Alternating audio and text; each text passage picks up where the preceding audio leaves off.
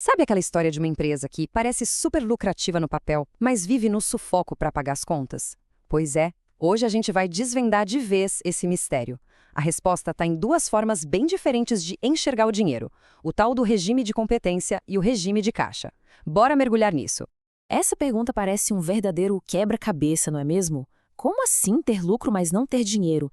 É uma situação que frustra muita gente e é super comum, tanto em grandes empresas quanto nas nossas finanças pessoais. A chave para entender isso tudo está em como a gente registra a entrada e a saída de grana.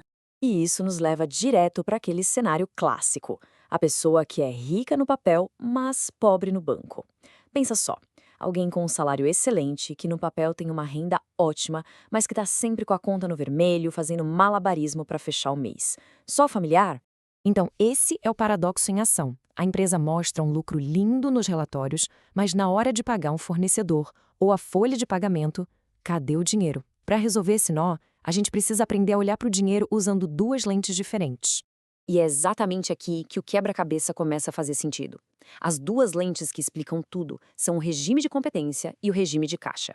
E o mais importante, uma não anula a outra. Pelo contrário, elas são visões que se completam, que juntas mostram a real situação financeira. Olha só a diferença principal. O regime de competência se preocupa com o momento em que o negócio acontece, o que a gente chama de fato gerador. Ele conta a história econômica da coisa. Já o regime de caixa é bem mais direto ao ponto. Ele só quer saber quando o dinheiro de fato mudou de mãos. É a realidade nua e crua do saldo bancário. Vamos então analisar essa primeira lente mais de perto. O regime de competência nos conta a história do lucro. Ou seja, ele mostra se a empresa na sua operação está sendo economicamente viável, se ela está gerando resultado. A palavra-chave aqui, gente, é fato gerador. Pelo regime de competência, o que manda é o momento em que o direito de receber ou a obrigação de pagar nascem. Por exemplo, se uma venda foi feita hoje, a receita é registrada hoje. Não importa se o cliente só vai pagar daqui a 2 meses. O negócio aconteceu, então a gente registra.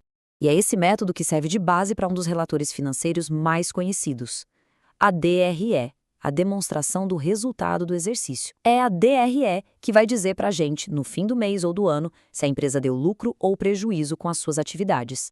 Vamos para um exemplo prático para ficar bem claro. Imagina que uma concessionária vendeu um carro por R$ 20.000 em maio. Pela lógica do regime de competência, a DR vai mostrar o quê? Toda essa receita de R$ 20.000 lá no mês de maio. Por quê? Porque o fato gerador, a venda, aconteceu em maio. Simples assim. Não interessa quando o dinheiro vai de fato entrar na conta. Certo. Agora, vamos fazer o seguinte, vamos trocar de lente. Vamos olhar para essa mesmíssima situação, mas agora com foco total na realidade da conta bancária. O que realmente aconteceu com a grana?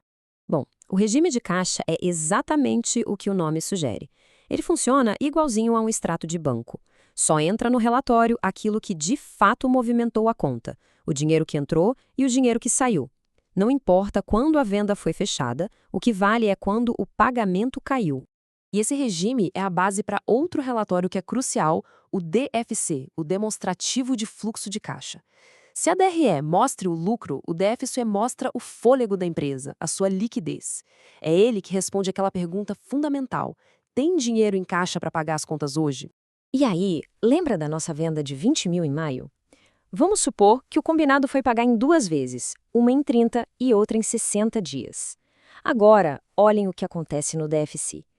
Em maio, a entrada de caixa foi 0, nadinha. O dinheiro só começou a pingar em junho e julho. Percebe? A DRE mostrava um lucro enorme em maio, mas o caixa da empresa estava vazio. A diferença é gritante. Agora que a gente viu as duas lentes separadamente, chegou a hora de juntar as peças do nosso quebra-cabeça. Fica muito claro que para ter uma visão completa da saúde de um negócio, a gente precisa das duas.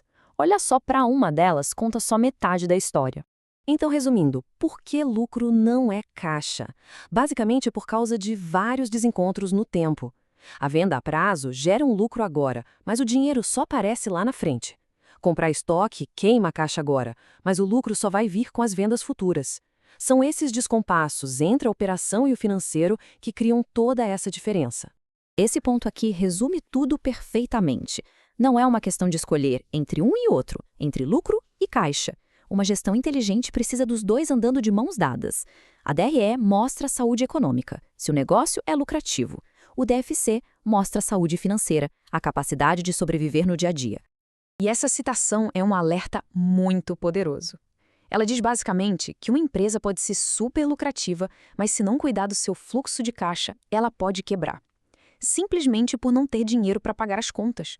Confiar só no lucro e ignorar o caixa é uma armadilha muito perigosa. E para fechar, fica a reflexão. Seja na gestão de uma empresa ou no controle das finanças pessoais, a análise está sendo feita por completo. Olhar só para o lucro é como dirigir um carro olhando só para um dos retrovisores.